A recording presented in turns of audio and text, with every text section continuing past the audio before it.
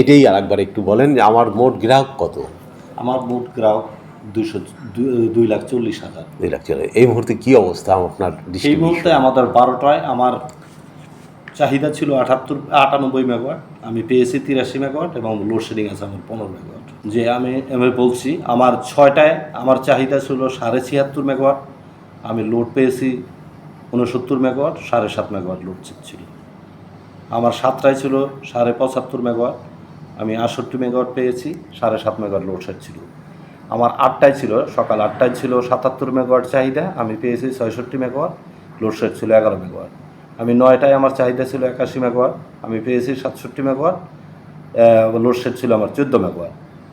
আমার 10টায় 87 মেগাওয়াট চাহিদার বিপরীতে আমি পেয়েছি 71 মেগাওয়াট এবং 16 মেগাওয়াট লোডশেড ছিল। এবং সকাল 11টায় আমার চাহিদা ছিল 95 মেগাওয়াট, পেয়েছি 78 মেগাওয়াট, 17.5 মেগাওয়াট লোডশেড ছিল। এবং 12টায় ছিল আমার চাহিদা 98 মেগাওয়াট, 83 মেগাওয়াট পেয়েছি এবং 15 মেগাওয়াট লোডশেড। বরিশাল সার্কেলের তত্ত্বাবধায়ক প্রকৌশলী পরিতোষ চন্দ্র সরকার জানালেন বরিশালের বিদ্যুতের বর্তমান অবস্থা। তারই বক্তব্য অনুসারে গড়ে প্রায় 33% লোডশেডিং চলছে বরিশাল জুড়ে। এবং তিনি এটাও জানালেন যে পল্লী বিদ্যুতের বন্টনও সমান রয়েছে। যদিও বরিশালের গ্রাম অঞ্চলের মানুষ জানিয়েছেন তাদের একসাথে 2 ঘন্টার বেশি লোডশেডিং সইতে হচ্ছে এবং কোথাও কোথাও এটি 3-4 ঘন্টাও পার হয়ে যায়। এদিকে বরিশাল সিটি কর্পোরেশন এলাকা 2 ভাগে বিভক্ত করে অজিবারিকো 1 ও 2 বিদ্যুৎ সরবরাহ করছেন। মোট গ্রাহক সংখ্যা 1,30,000 আর এদের জন্যে বিদ্যুতের প্রয়োজন 120 মেগাওয়াট, কিন্তু সেখানে তাদের সরবরাহ মাত্র 88 মেগাওয়াট।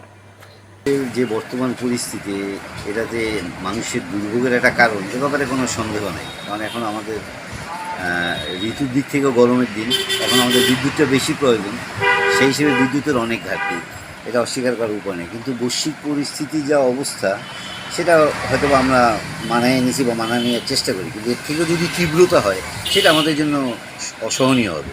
আর একজন ব্যবসায়ী হিসেবে আমাদের সবচেয়ে বড় সমস্যা হয়েছে কি, বিদ্যুৎ বা গ্যাসের যে অবস্থা, আমাদের প্রত্যেকটা প্রোডাক্টের দাম বাইরে যাচ্ছে রিলেটেড গ্যাস বিদ্যুতের জন্য। তো যার জন্য হয়েছে কি যে আমরা ব্যবসা বাণিজ্য এখন করা খুব কঠিন হয়ে যাইতেছে আমাদের। এইটা আমার কাছে বেশি আঘাত মনে হইতেছে। এটা শুধু আমার একার না, টোটাল মার্কেটের চিত্র। এটা হলো যে সর্বোপরি কথা, ঠিক আছে? তো এখান থেকে কীভাবে ওভারকাম করা যায়, গভর্নমেন্ট, আমার যেটা মনে হয় স্বাভাবিকভাবে আমার থেকে গভর্নমেন্ট অনেক মেধাবী, কিন্তু আমার মনে হয় যে এই জিনিসটাকে এখন প্রায়োরিটি দিয়ে কীভাবে বিজনেসটাকে ঠিক রাখা যায়, দেশের কল কারখানা থেকে শুরু করে প্রোডাকশন খাতটাকে কীভাবে ঠিক রাখা যায়, সেই দিকে একটু নজর দিলে আমার মনে হয় দেশের ভালো হবে। এটা আমার ব্যক্তি। অনেক দেশেই তৈল নাই, অনেক দেশেই গ্যাস নেই, কিন্তু আমাদের দেশে এখনও সবাই পর্যাপ্ত আছে, কিন্তু আসলে সবাই পর্যাপ্ত পাচ্ছে না। কেন পাচ্ছে না সেটা আমরা জানি না। তারপরে এখন যে একটা জিনিস শুরু হয়েছে, লোডশেডিং, তো একবার যদি কারেন্ট যায় 2 ঘন্টার মতো লোডশেডিং থাকে। তো লোডশেডিং যদি এত থাকে, আর আমাদের পবিত্র সংসদে, মহান সংসদে দাঁড়িয়ে যদি মন্ত্রী সাহেব বলেন যে আমাদের কোনো সমস্যা নেই, পর্যাপ্ত মজুদ আছে, তাহলে লোডশেডিংটা কেন হচ্ছে? আশা করব যে সবাই অন্তত এই মহান সংসদে বসে সংযতভাবে কথা বলুন, যেটা আসল সমস্যা, সেই সমস্যাটা ফুটে উঠুন, সেটা সত্য সেটাই বলুন, যেন জনগণ জানতে পারে, সঠিক জিনিসটা জানতে পারে। যে লোডশেডিংটা চলতেছে, এটা দেশের অবস্থা খুবই খারাপ অবস্থা। বাইরের তেল বিদ্যুৎ কোনোভাবেই বাংলাদেশে আসতেছে না। এটা আমাদের সাধারণ মানুষকে খুব স্বাভাবিকভাবে নিতে হইবে। আর সরকারের কাছে আমার বিনীত অনুরোধ থাকবে যেন বিদ্যুৎ ও গ্যাসের দাম কোনোভাবে যেন বৃদ্ধি করা না হয়।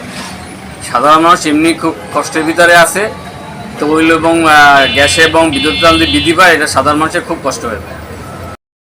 বৈশ্বিক পরিস্থিতির কারণে যৌক্তিক লোডশেডিং নিয়ে কোনো আপত্তি নেই সাধারণ মানুষের, তবে সিলিন্ডার গ্যাস ও বিদ্যুতের দাম যেন না বাড়ে, এটাই সকলের দাবি।